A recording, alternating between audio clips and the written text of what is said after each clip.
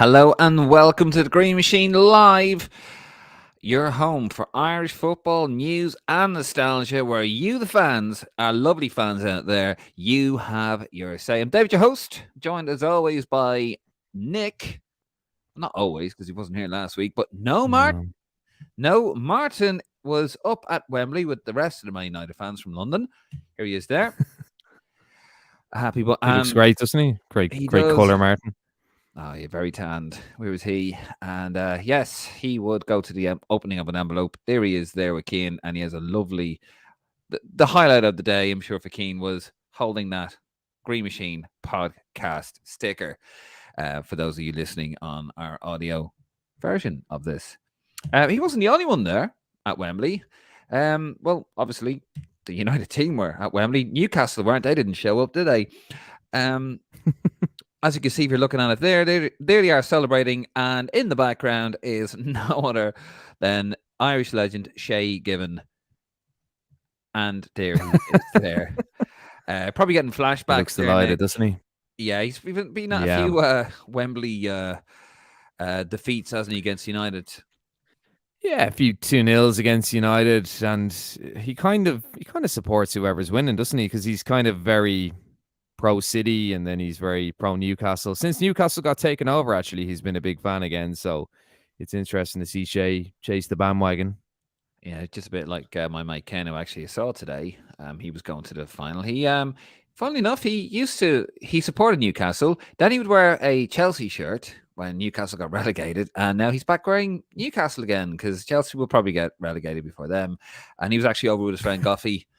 Two mates of mine from Ireland were over. They went to the game. No, they had no tickets, and were, fully enough, they were supposed to stay with me actually tonight. And instead of typical Irish, instead of actually taking my advice and getting a plane to Gatwick, because that's, I'm an hour from Gatwick Airport where I live, and then another hour just up to Wembley, they went to Heathrow. I said, why didn't you go to Gatwick? Well, the flights are too expensive in Gatwick, so we went to Heathrow. And they ended up actually paying for a hotel because they couldn't get from Heathrow to my place in time. Yeah. Well, thank you, Mick Lynch. Yeah, I know they're listening. Because I told them to listen tonight, just for that tidbit of information. How are you, Nick? How's your week? You were back from sunny Lisbon. Yeah, I got deported back to Portugal, and I came back, and there were no protests in East Wall when I came home, so that was very positive. But I had to save your bacon last week, Dave, didn't I? I have no idea what you mean. Are we? Yeah, we're probably not allowed to mention that, are we? We're probably not the episode that doesn't exist? Yeah, the episode that was destroyed. It was a bit like the Roy Keane MUTV interview. Well, this is why when you had should to leave United. It was a bit like that. It's been the footage has been destroyed. But don't worry, Dave. Martin and I picked up the pieces. We did damage control. Well, have your back. Don't know what you're talking about, but I'll just say never get Irish blogs involved in these things. It's too big, isn't it? The UK. No, there was. If you did watch last week's episode, apologies again. My camera broke. You can see I have a brand new camera for those watching us live on YouTube and Facebook. My camera broke on the laptop, and I used another camera which had a 5-second delay. And poor Bill and Mark were on there, who, to be fair, have their own 5-second delays in general. And I literally, it was just terrible. It was awful. And I remember just putting the thing, going, oh, this was never again. Can we have this? So I have a brand new camera, and I have a brand new microphone as well. So you can get even more of Davy's dulcet tones every week. Try to control yourself, ladies. You're going to see an uptick now in the audio versions of this, just saying. Yeah. Well, we'll see. Yes, we will. Well, I didn't have a very good start to the day. I woke up. Obviously, I get to train to work, my real job. And, when you go to the train station and you think, well, no, you don't because you live in Ireland. But, when you go to the train station and you think, I've got loads of time. And then you look at the watch and go, oh, my God, where has that gone? And I realized I was actually running late for the train. So I ran for the train. It was still at the platform, and the little beep, beep noise, which means it's locked the doors. So I ran down the ramp. The train driver clearly saw me. You can't miss this 6'2" hunk of gorgeousness right here running. And I got to the door, pressed the button, frantically, and sort of looked at the cabin like that. And he didn't do anything. He didn't open the doors. He actually sat there for 10 to 15 seconds. Well, it felt like that anyway, and then drove off. Yeah. I drive off on you as well, though, Dave. So you can't really blame the man. Well, I hope Martin and Mick Lynch are watching this. I'm just saying. But anyway, so that's how my Mick day Lynch, started. friend of the pod. Mick Grinch. He is friend of the pod, actually. Well, a friend of Martin's anyway. So if you are watching, Mick, have a word with your drivers, will you? Right, that's enough of the chit chat. Let's get into business here. Let's get this lovely boys in green. Let's see how our boys in green gone on over the weekend. Lovely graphic coming up. Beautiful graphic. It is a beautiful graphic. Right, Nick, you are back. I did hold a bag, and actually did a even better. Well, not only held the bag, but look, lifted the solid bag for 7 you. out of 10. It was a 7 out of 10, Dave. You just look. I didn't have my new microphone. Right. Yeah. Are you ready? Are you ready? I'm never been more ready in my life. All right, go for it. Oh, by the way, before we do, folks, not ready now. Just hold on. Those of you watching at home, don't forget, have your say, get involved, leave a comment, please. Nick, here's your chance. Okay, so our roundup from the weekend. So Tom Cannon, his first senior goal as Preston beat Wigan 2-1. So strange kind of day for the Irishmen. So Alan Brown, I'll acknowledge him, a great assist actually for Cannon's goal. But Greg Cunningham scored an OG. So obviously that gave Wigan the lead. And then Robbie Brady was sent off in extra time. So an unusual day at Deepdale. But Tom Cannon, I mean, we might go into him in a little bit. He's on loan from Everton. Very, very young player. Hasn't really featured for the under-21s. He's featured at under-19 level and kind of below that, but he looks a terrific player. Michael Obafemi scoring a goal as well for Burnley as they absolutely hammered Huddersfield Town 5-0. He's coming back into form after his injury layoff and after his hiatus, I suppose, from the game before his move to Burnley. As I mentioned there, Alan Brown getting the assist for Preston. For Tom Cannon's goal against Wigan. Sammy Smodik's goal for Blackburn Rovers versus QPR. That goal was reported to me in real time by Declan Finnegan. So Declan, if you're listening, thank you very much for that update.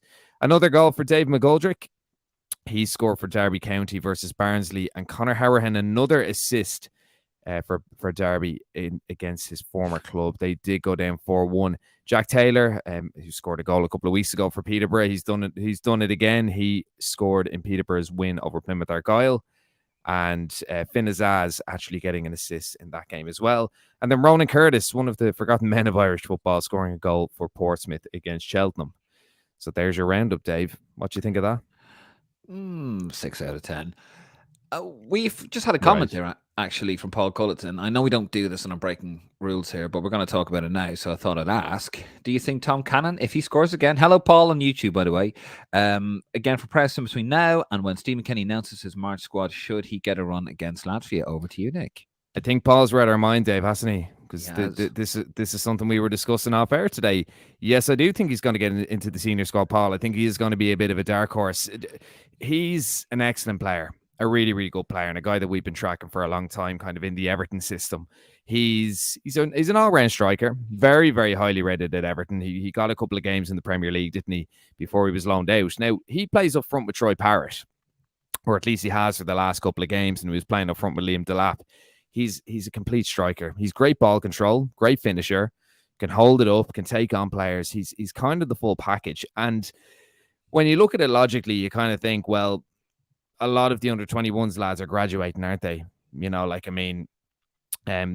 the lads who are going to remain with the seniors, like Adam Ida and Troy Parrott. Aaron Connolly's not eligible anymore. And you kind of think, well, it's going to be the likes of, Sinclair Armstrong and probably Tom Cannon coming into Crawford's team. But the quality he has and the fact that he's playing senior football every week, I think he's got a shot of making the senior team. I actually think he's going to bypass a lot of lads, and I think he's going to end up in the senior team. And we it's funny that Paul says it, because we have been mentioning that the last couple of days, Dave, haven't we? And yes, he's certainly a guy that we should keep an eye on. I think Crawford will want him for the 21s. I mean, they're not playing for another little while, aren't they not? But I think if you're to look at form, I think if you're to look at quality, I think if you're to look at the fact that he's still eligible for England, it'd be a no-brainer for me. Yeah, get him involved. Obafemi, of course, we touched on him there. He is hitting form. I put a post up there saying that he's finally hitting form. There was one negative comment about that, basically saying that not against him. It wasn't against him as such, but it was, oh, what a surprise! He's playing at a decent. He's finally playing under a decent manager. Easy for me to say, having a go at Kenny. And Fintan Callan actually on the Facebook page just said, because he actually was angry, when you see the little reactions, and had like a little angry face, and there's Fintan Callan. So what's his problem? And I actually saw his profile pictures, the Southampton badge. I was like, he's actually commented there. You go. There. Pity he didn't try that at Southampton. We had a Swansea fan having a go at us. I think Irish Football Blog. Oh, no, it was Kevin Higgins. Kevin, if he's watching, Kevin had put something up about Ryan Manning, because Ryan Manning's kind of announced that he's not going to renew his contract with Swansea. Right. And Kevin was kind of making the point that he could get a Premier League move, he could get a higher championship move, and some Swansea fan was kind of having a go at Kevin, saying, he's shit anyway, kind of along those lines. And, we kind of jumped in and we were like, leave Kevin alone. He's doing fine, and Obafemi's doing fine, and all this kind of thing. And then the fan just started going, well, we qualified for the World Cup and you didn't. And anyway, go off and shag your sheep, you Welsh fan. Wow. Yeah, that escalated. that escalated. Did escalate. I think you'll be the one joining those down in East Wall, Nick. Yeah. Casual racism there. I found that comment, by the way, Chris Burke, playing under a proper manager, that's why we'll score F all for us. He didn't say that, he used the full language, but I'm trying to keep this. Well, I was actually trying to keep this PG, but you've just. I like to lower the tone, Dave. I like to lower the tone. I should actually get like how I had a couple of weeks off there. Like, you should get a 3-episode ban, or the swear jar again. But no, look, Obafemi, his role. Ashley Barnes has done quite well with Burnley, and they're ticking off really well, aren't they? I mean, they've only lost 2 games this season in a championship. The championship's such a long season. It's such a unpredictable kind of league, and Vincent Kompany just has them taken over very, very well. Obafemi's going to be an impact sub for them, I'd say, until the end of the season. But he's making the impact, isn't he? Like, that's 2 goals now. And I think. I think he's going to end up in the Premier League next season. I think that is going to be permanent, but he's done excellently, and I think he's playing himself back into the first choice position for us. Just looking here, actually, the Championship is looking quite nice, top of the table. Burnley and Sheffield United at the top. Burnley 76 points on 34 games.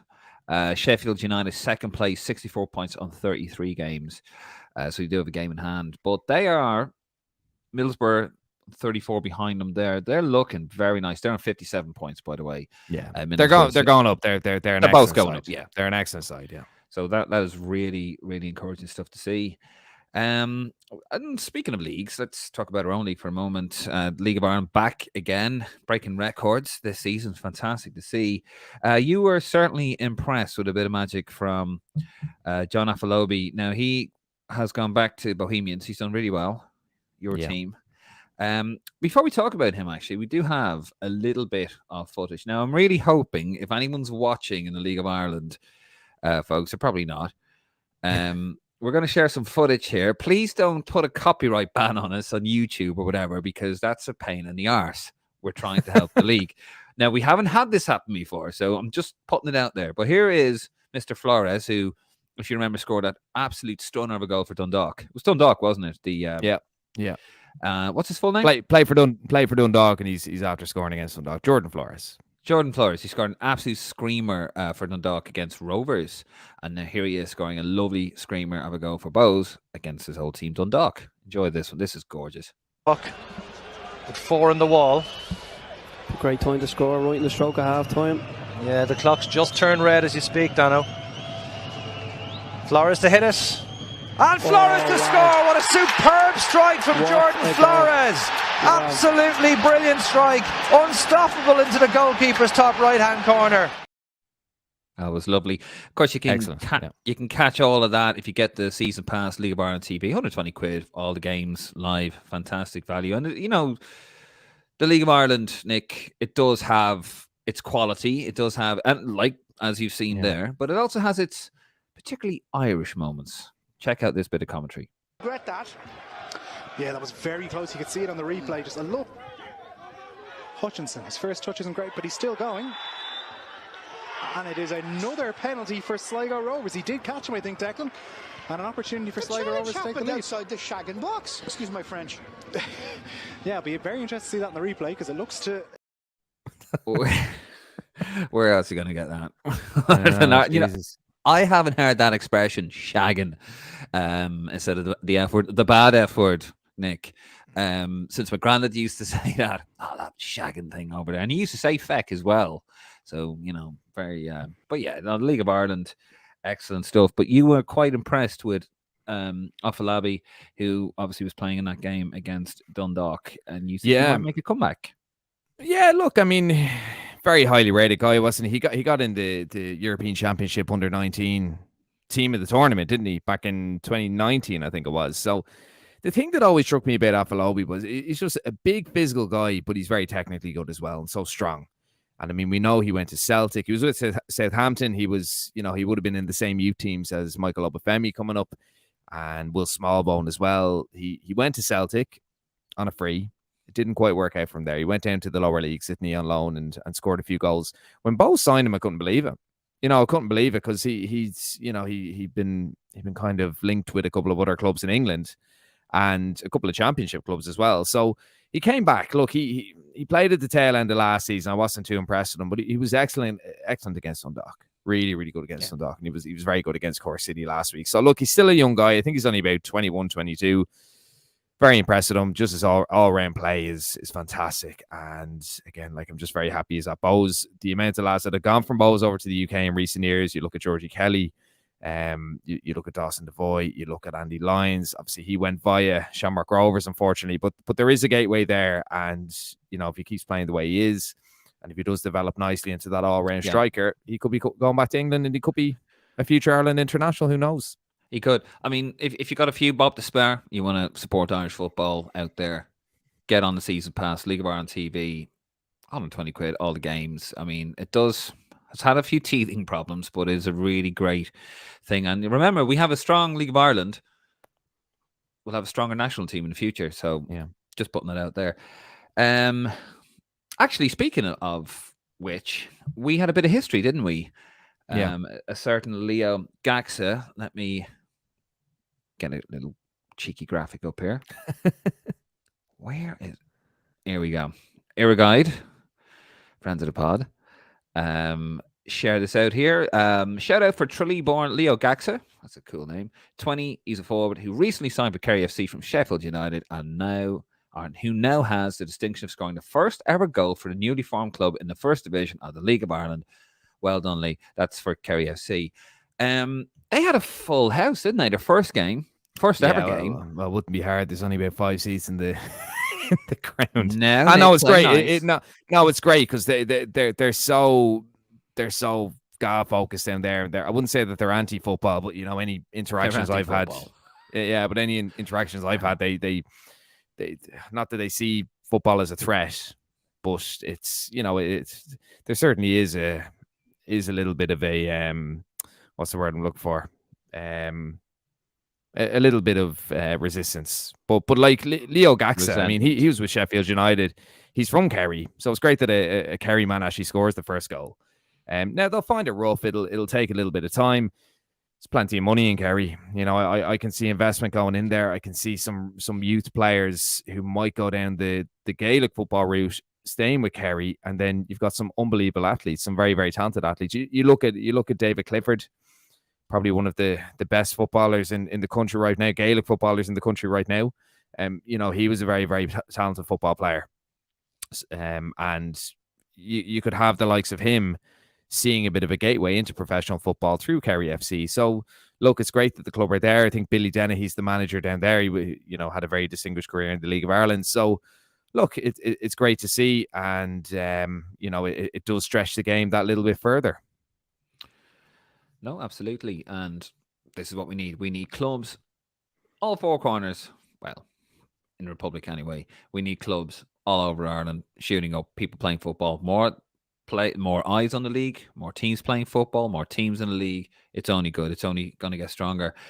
We're moving on to the senior squad. Obviously, it was announced last week that John O'Shea, Ireland legend, was announced as an assistant coach. Hasn't replaced Keith Andrews, which so many people just hate Keith Andrews. But anyway, I like Keith. They don't rate him, but it's because of the Roy Keane comment. It's because he called out Martin O'Neill and said that he was a lucky manager when he was a pundit for Sky, and then Martin O'Neill said it was bullshit, and then Roy Keane called him a spoofer, and now everybody hates Keith Andrews. It's the Keane effect. No. Yes. No. He is a spoof. I could have told you he was a spoofer years ago. But look, I think we're not on the training pitch, are we? Look, it's a conversation for another day, but yes. I think if you were going to bring in Stephen Kenny, who had very little experience at that level, you should have brought in an experienced assistant coach with him. But anyway, argument for another day. Doesn't need it. He has Keith Andrews. So John O'Shea's going to join that. So he's going to replace Anthony Barry. John Eustace, who replaced Anthony Barry. Who replaced Damien Duff. Who replaced Damien Duff, who lived in a house that Jack built. So basically, now we need to talk about who will replace John O'Shea at the under-21s level. Some of the candidates you've named, Nick, here in your notes, your excellent notes.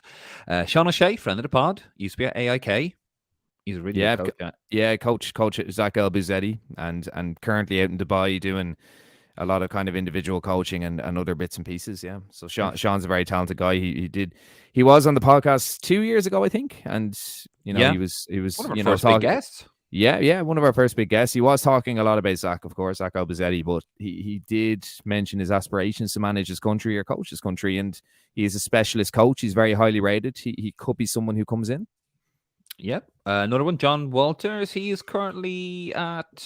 He's at Waterford. Yeah, he's the sporting director of Waterford. So slightly different role, but he is in the coaching setup with the under-19s, and he is kind of going through that pathway. So he could be someone to. If you look at the continuity, just anyone again listening, do listen back to Martin and I's chat on Wednesday, I think it was. We did kind of a breaking episode on John O'Shea's appointment, but we spoke about the continuity element and how John O'Shea and Keith Andrews both progressed with at under 21 level into senior level, and I think that's something that the FA are trying to do. So Walters could follow that path as well by going from 19s on to 21s, I think.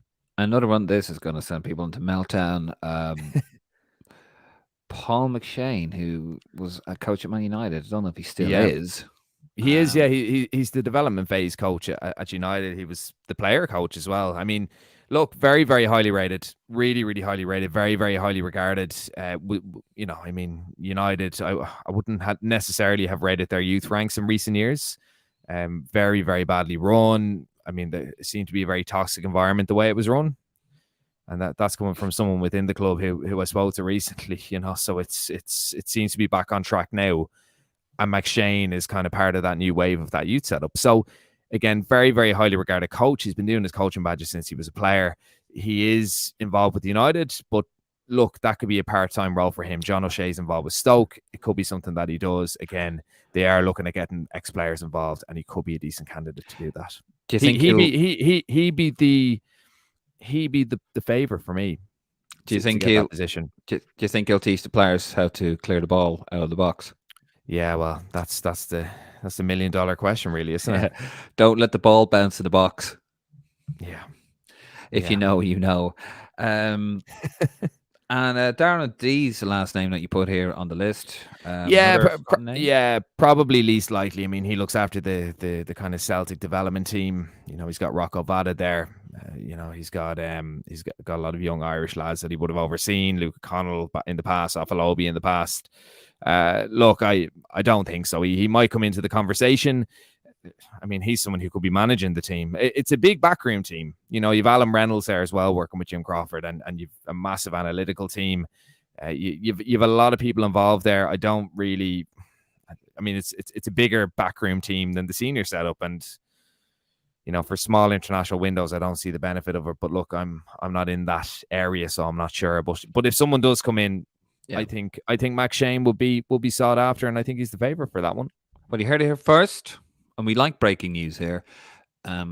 Nick says Paul Machíne's going to slip into that role. Speaking of breaking news that we did actually break a while ago, and we did actually break it, to do with the women's national team, they will play the USA twice in April, which is a massive challenge because the USA are the world #1 team in women's football. But Aoife Mannion, who we did actually announce here a while back, we got the scoop from Irish manager Vera Pauw. She told us that they weren't after her, or were going after her, and we just finalising the paperwork, and she is now going to the World Cup.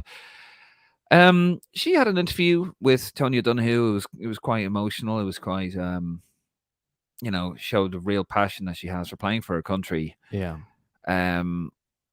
She's obviously wants to hit the ground running, doesn't she? World Cup coming up. Oh yeah, 100%. I mean, she played in the friendly against China, the kind of behind closed doors. Well, no, it wasn't. Sorry, it wasn't a behind. Well, it actually was. Kind of was. We still don't know the score. Played Germany. It was 0-0. They played Germany behind closed doors, and then they played China. There wasn't many fans there. I don't know what the kind of setup it was, but she played centre half. She played kind of in the Seamus Coleman role, the right hand side of a back three, and she was really, really good, really, really excellent. And I think she's going to nail on the start. She came off the bench actually for Man United's ladies team over the weekend. That was her first game in nearly a year. Like, she had a really, really bad ACL injury. So look, she's a huge acquisition. I don't think she's going to be the last one. We spoke about Marissa Shiva. We spoke about I've kind of forgotten her name, the Aussie girl, Harp, I think, the girl who plays down in Australia. And I think Mannion's an excellent player. She's very, very likable. She's done a lot of interviews with the FAI in the past couple of days, and very mature head on her shoulders as well. I think great acquisition that we broke. We'll take all the credit. We're taking every bit of it. And just lastly here on OBIG, special mention actually to Caitlin Hayes of Celtic, who is eligible for Ireland. So, we might get another one on here. But she got a great goal against, lovely header against Rangers. There she is there after peeling away. Yeah, Caitlin was flagged by Bill. Are we allowed to mention Bill? Dave? Yeah, we'll mention Bill. Who's Bill? I don't know that name. You've forgotten already. But Caitlin Hayes, Irish eligible with Celtic, had expressed she was in contact with Bill and basically said how keen she is to play for Ireland. So she could be another person to come in. She's been on the radar for quite a while, it seems. We must get Bill on the podcast one day. Yeah, once your camera's fixed. Moving on. Right, we're going on to social media watch. I'm not going to be bullied on my show. Right, lovely graphic again. Where else to start, really? But I saw this actually on not your Twitter, our Twitter, the Green Machine Twitter. You shared this. So Stephen Ireland, for those of you listening on the audio. So Stephen Ireland playing five-a-side football or park football. So it's an 11-a-side match. It's okay. It's 11. Yeah. It's probably the only football he's going to see. He's talking out for Premier League 11 in a friendly against Stretford Paddock. He's in the group admin, or he is the group admin for WhatsApp. For a WhatsApp group of unemployed footballers looking for games such as these. Bit random, isn't it? Yeah. Look, Stretford Paddock, their YouTube channel. I wouldn't be a big fan of them. Oh. Probably because I was working for their main competitor. Anyway, I won't mention that because I don't work for them anymore. But look, they set up a football club. They're kind of in the lower leagues. They're building their profile and all this kind of thing. They have a lot of contacts with ex-Premier League players. Stephen Ireland's like a super agent now, isn't he? But apparently he's the admin of a WhatsApp group with loads of free agents. And he organizes these kind of games against, lower league teams. And well, this is what I gather anyway, lower league teams and, teams looking for these kind of friendlies. And look, they get to give Stretford Paddock a bit of promo. They get a bit of a run out. So look, I don't know if his granny got a game. I don't know if she's the manager, but look, fair dues to him because he's getting lads a bit of game time. You had to go there, didn't you? It was actually a very, very sad week in football. We lost a legendary John Motson. Motty died at the age of 1977. At the age of 1977. At the age of 77. Christ, what a tribute! Absolute hero. I think we all grew up with Motson, didn't we, on the BBC? Him and Brian Moore. Maybe that's a bit before your time, Nick. But yeah, lovely tribute here to him, actually. I couldn't believe it when I saw it. 77. There he is, born in 1945. And what we keep forgetting is John Motson's voice features in our intro. It does. Yeah. We're gonna play the clip of that where he celebrates Robbie Keane's goal, but we didn't want to get it taken off YouTube, unfortunately. They had a lovely tribute today at the League Cup final at Wembley. Yeah. They actually put a picture of him for those of you listening on the audio, but they have a sheepskin jacket. They have his microphone, his matchday program, and a picture of Motty in an empty media desk there, which I think is a lovely tribute. A stadium that John Motson has donned the iconic halls of Wembley, new and old, many, many times, and our condolences to his family. But you had a bit of trouble with a West Ham fan on the Twitter page, and this is football at its worst. So I'm going to read out here, Nick, on Twitter. Mark Oram, West Ham fan. There's a shock. 6 players were English and 2 were Scottish. Can't even spell Scottish, by the way. Socktish. In one Ireland's greatest achievements. And he's got several emojis. Oh, of course, an English manager. And of course, you've responded. Mark Oram, hijacking a post paying respect to someone who has just passed by sprouting absolute shite. You, sir, are an arsehole. He is an arsehole. You shouldn't have actually. I said it to you at the time. The hashtags. No, just fucking say it. He is an arsehole. What? This is a children's show, David. Yeah, well, you just alluded to certain people shagging sheep. Yeah, just the Welsh. Yeah. Speaking of no, I was going to say something else there. Actually, speaking of shagging, different podcast. Different podcast. Oh, that's on the dark web. Speaking of shagging, actually, you pointed this one out here. Not Irish football related, just funny. Ivan Toney. Talk about childishness at its worst or its best. So Ivan Toney, as we all know, is under investigation for several breaches of the betting code. Why a Premier League player would need to do that, I don't know. But here he is anyway on Twitter. Just I be chilling. I thank you for that, Ivan, for that update. That's crucial to my day. And then Joe Whittaker says, on your way to the bookies, hey? And Ivan Toney, taking the high road in all of this responds, no, your mum's gaff. They should rename him Ivan Erection. Hey. See, that's why you listen to the Green Machine, folks. You get all the high-end highbrow comedy here. Speaking of highbrow, you have a little poll going on over on the Twitter, and here we are. It's Ireland's 11. Lovely graphic there again. Lovely. It is gorgeous, isn't it? Look at that. And so we know who the goalkeeper is. Funnily enough, on the graphic is Shay Given. He's the all-time greatest goalkeeper of all time to play for Ireland, according to our listeners. According to our listeners and anyone who has eyes. And now we have just decided, and we've learned who the greatest right back is of all time, haven't we, Nick? So yeah, apparently let's read this poll out. Speaking of highbrow, let's have a look at this. So, according to the listeners of the Green Machine, nothing to do with Lansdowne Road here, by the way, the greatest right back of all time is Seamus Coleman. You had Gary Kelly on 14%, Paddy Mulligan on 2%, Steve Finnan on 19%, and Seamus Coleman 65%. Yeah, there's a few votes for Stephen Carr as well in the comments. So I think he actually overtook Paddy Mulligan just based on the amount of votes. Yeah, 4 words: the fucking state of that. That's 5 words. Yeah. State of that poll. I'm not against Seamus Coleman, by the way. He is, but come on. Like and then the you have thing is, Dave, prefix. we should really go rogue on this because, like, anytime I saw Dennis Irwin play for Ireland, he played right back. But we put a vote out to the listeners: what position, should Dennis Irwin be voted in for? And they all voted that he should be a left back. So already he's going to be up against Stan. He's probably going to be up against Ian Hart. He won't be up against Stephen Ward. But anyway, You got to put Stephen Ward. I want Stephen Ward in the poll. Conversation for next month. But yeah, so look, they were the votes. I mean, I grew up, Dave. So as I said, Did Dennis you? Irwin. You're not a child anymore. Well, nearly. But I grew up watching Dennis Irwin playing right back, and obviously he wasn't part of the vote. I also grew up watching Stephen Carr, Stephen Kelly, Steve Finnan, all the Steves. Okay, and Gary Kelly, of course, Seamus Coleman as well. I've watched more recently, and I would have a more recent memory of. Right. Gary Kelly for me, because played in 2 World Cups.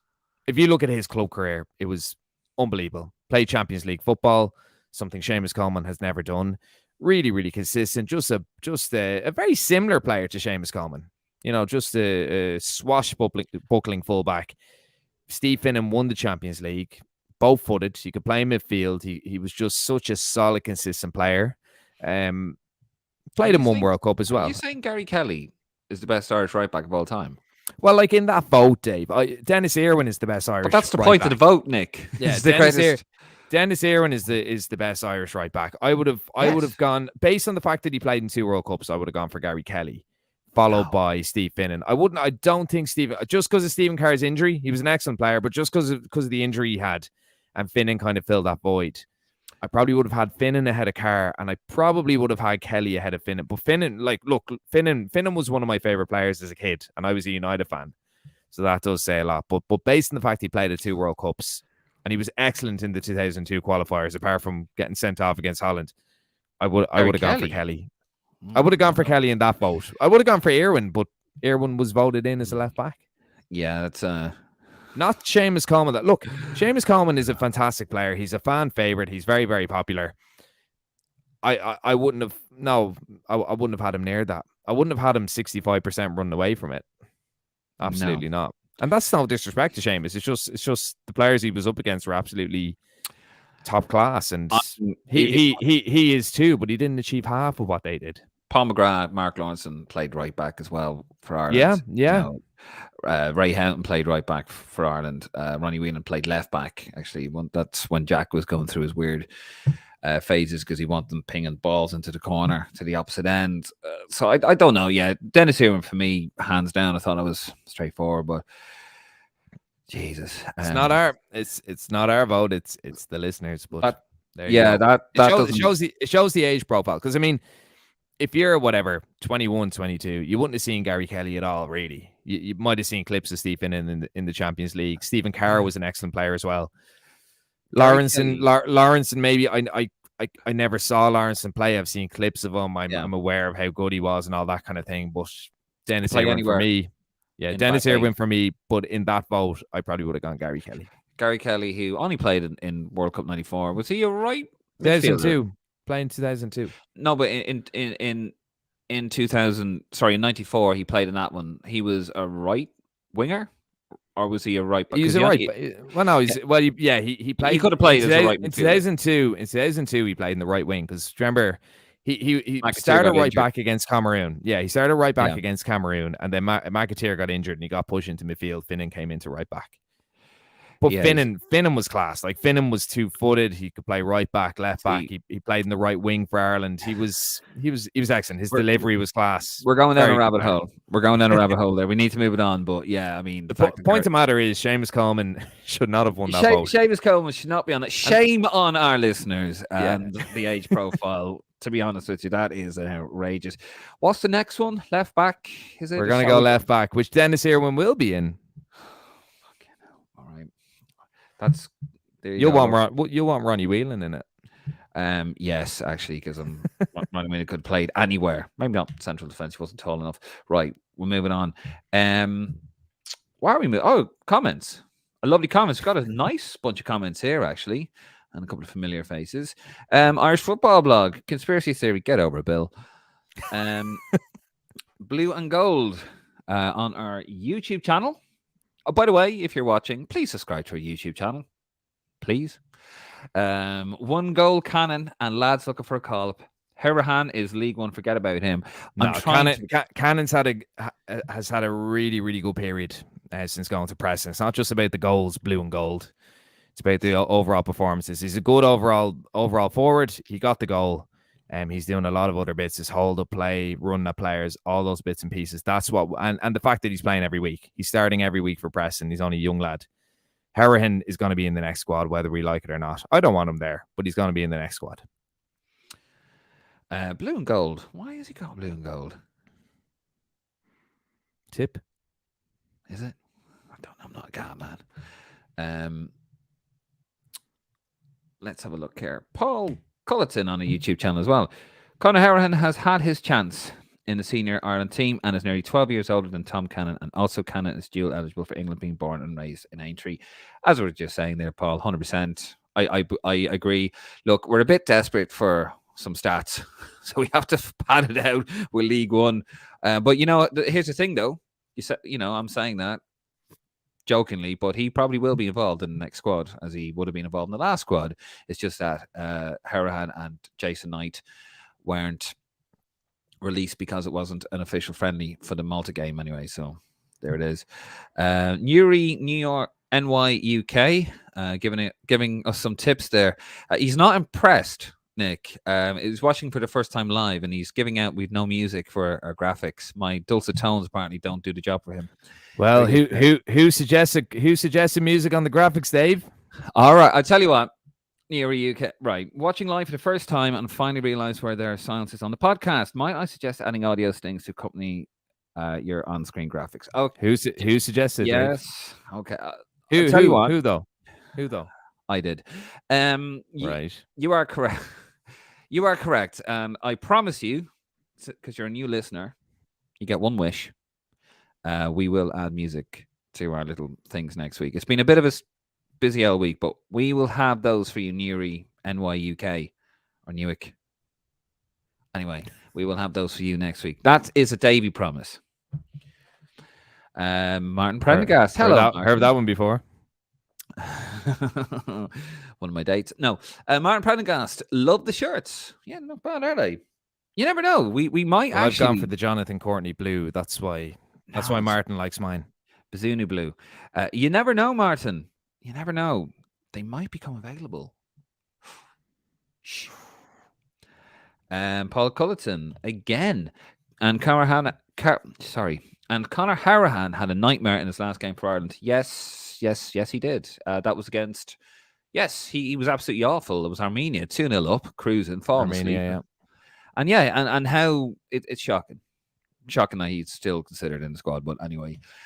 Kieran Boyle, how you doing, Kieran? Down in Florida. Lads, is the fact we haven't seen any leaks in New Jersey or Crest means that it's wojus, cat, Malaysian, and just brutal. Hashtag away to Jesus with Castori. Hashtag we want Adidas.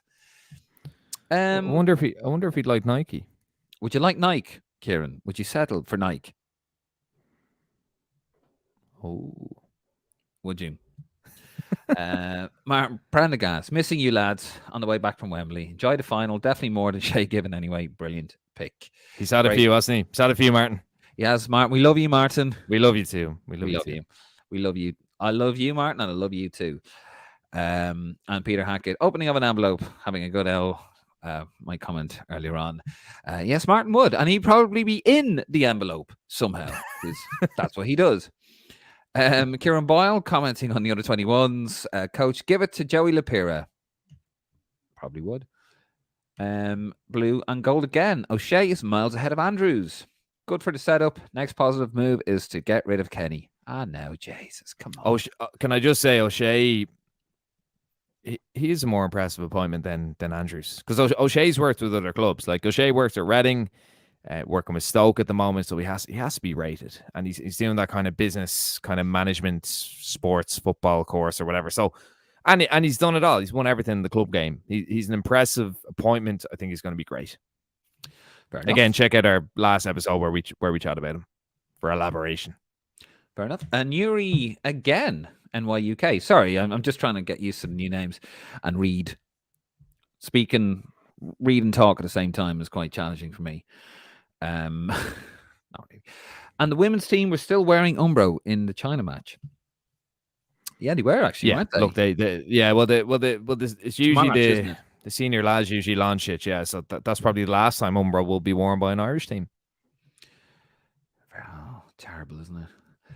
Irish football blog. Bill, I'm a big Stratford Paddock man, Nick. Oh, Jesus. Oh. See, I'm not allowed to be. Well, you are. You don't I work for the United Stand anymore. Oh, sorry, I just no, said it, didn't I? no. What happened? Why won't you talk about it, Nick? I want to know. Come on, this is work for the enemy. I work for the enemy. What, United? You don't work for United Stand anymore. No, not anymore. No. What happened? Well, technically, I do. Technically, I do. They just didn't give you any work. No. I plenty of work whenever I want. I just took a step back because I want to focus on Irish football. Says the fella that was in Lisbon last week. But anyway, Liam O'Cleary, do you think Robbie Brady will be in the next squad? He hasn't been playing much lately. Well, he's your love child, Nick. So, answer, please. Yeah, he'll be in the squad. He hasn't been starting at all. Got sent off at the weekend.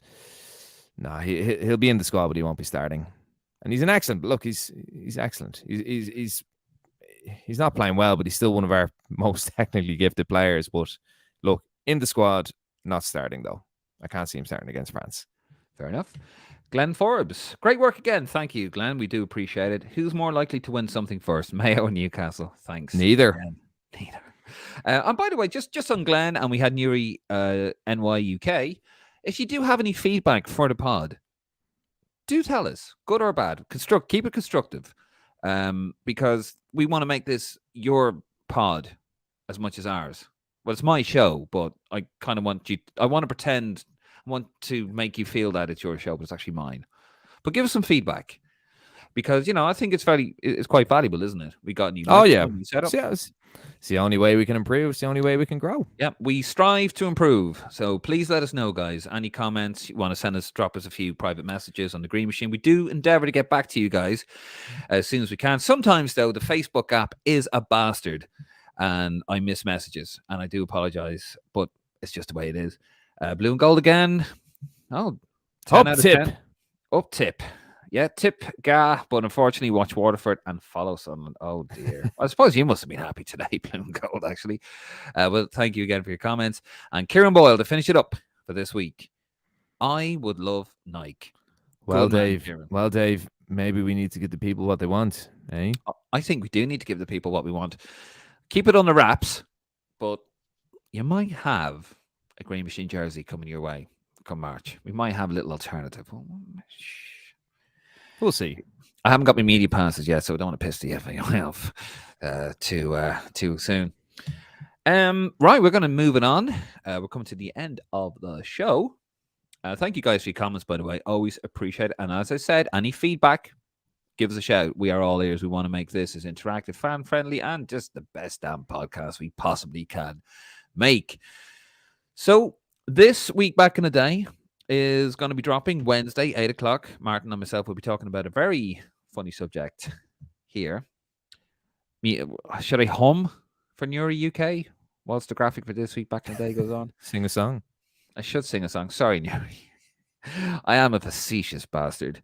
But this week's episode of This Week Back in the Day, and you know what? I can't find a bloody graphic for it. How amateur is that? I've actually just found this. Keep them talking, Nick. They won't notice. Keep busy. No, we'll have to sing. We'll have to sing. If there's no music, we're just gonna have to sing. Yes, we shall sing. Well, Martin will have to sing. I'm sure he'll agree. This week back in the day, we are going to be talking about Steve Staunton, not Stan. Well, I have it down. Stan's first game was against Sweden on the 1st of March 2006. It was a 3-0 win. It included goals by Robbie Keane, Damien Duff, and of course, the late great Lee Miller's only go for, which is an absolute shit pinger. I'd love to put it on here, but it'll probably get taken down on YouTube. So just visualize it, or I'll share it on the podcast, or I'll share it on the Facebook page. But we're going to be talking about that, Nick. Scoreline flattery. I did watch the game. I have the total 90 minutes. I'll be watching that again. Will be dropping Wednesday, 8 o'clock. in the morning on our YouTube channel and on the greenmachinepodcast.com and wherever you get your podcast. But it's episode 4 of This Week Back in the Day. What are your memories of that game, Nick, since you won't be on the podcast? Because we don't allow you on the podcast. I listened to this on the radio because it was on Sky and I didn't have Sky. So I remember listening to it on the radio, and I can't remember who the commentator was, but he said that Kevin Doyle, who's about 5'9", was the greatest player we had in the air since Niall Quinn. That's my memory from it. And then I would have watched the highlights back at about 10 o'clock that night. And I just remember because Lee Miller had been with Man United and it hadn't quite worked out. And obviously, it's terribly sad, terribly sad that we lost him so early. But I just remember watching that and thinking, I remember Zlatan Ibrahimovic went off very early. Am I correct in saying that? Yes. Can you remember? Yeah, because I remember he went off very early. And this was like a 24, 25-year-old Zlatan, like very, very good. And Sweden were just all over the place, and we were excellent. Like Damien Duff, I remember being excellent in the game. And then just that Liam Miller goal is kind of the one that we associated with. Robbie Keane's first game as captain as well. Yes, but I remember thinking we were going to win the World Cup. Yeah, it was. I watched it. I was at it. I was working for Paddy Power's at the time, and I was going out and watching it, and the goal was a screamer. Having watched it back, it is scoreline flattery. And we're going to talk about that. Niall Quinn is shameless in commentary. He'd swear we had the Messiah in charge. There was a lot of hyperbole around this because Brian Kerr, that's a whole other podcast, that obviously lost the job as Ireland. Well, he didn't have his contract renewed, and we weren't playing with passion, and passion was the mantra, and pride in the jersey, and all this kind of stuff. And so that involved Steve Staunton flapping around like Dusty doing the flap. For those of you in Ireland would know what that means. Waving his arms around like a madman, because that's passion. Mick Bourne, the yellow sponge, all this kind of stuff, the yellow jersey. You had your man back, Tony Hickey doing security. And it was just like, it's the way football should be. None of this technical nonsense. And Niall Quinn is ridiculous in commentary. Yeah, it was unhealthy nostalgia, wasn't it? And also, especially when you find out Niall Quinn was one of the guys who actually got Stan the job. He was on the committee that got Stan the job in the first place. We won't be talking about how he got the job, because that is a podcast in itself. We're going to watch the game back, and we're going to just give it to you straight, as we always do on the podcast. But that is coming up Wednesday. YouTube channels, anywhere you get your podcast. This Week Back in the Day, episode 4. Yet again, any feedback on that? We do it chronologically, because it is This Week Back in the Day. But anyway, Nick, we're going to leave it there. Another episode, another one in the history books. Right. And sorry, I don't normally do this, but just before we go, Nuri UK, by the way, and apologies, my username is pronounced Nuri Niuk. Oh, it's what a native Nuri is called. A Niuk. Oh, okay. Nice. Nuri Niuk. Well, how's it going, Nuri Niuk? Welcome to the live show. Hopefully we'll have you back again. And hit the subscribe button. Hit the subscribe button. Subscribe to our YouTube channel. He also did mention that Green Machine shirt by Nike, because the boys and green lads are Adidas. Maybe. No comment, Nuri Niuk. Anyway, lads, we're going to leave it there. Thank you so much. That's all we have time for this week. We will be back next week. Thank you so much for supporting the podcast and the live shows. Thank you for your comments, for your feedback. If hit the subscribe button on YouTube channel. Give us a follow wherever you get your podcasts. Give us a follow on Facebook, Instagram, Twitter. It's all in our bio, by the way. And yet again, please hit the subscribe button on the YouTube channel. Also, if you want articles and stuff, greenmachinepodcast.com. It's the greenmachinepodcast.com. Thank you, guys. Good night. God bless. And what else can I do to waste more time before I hit the outro button? There we are. Now we have it.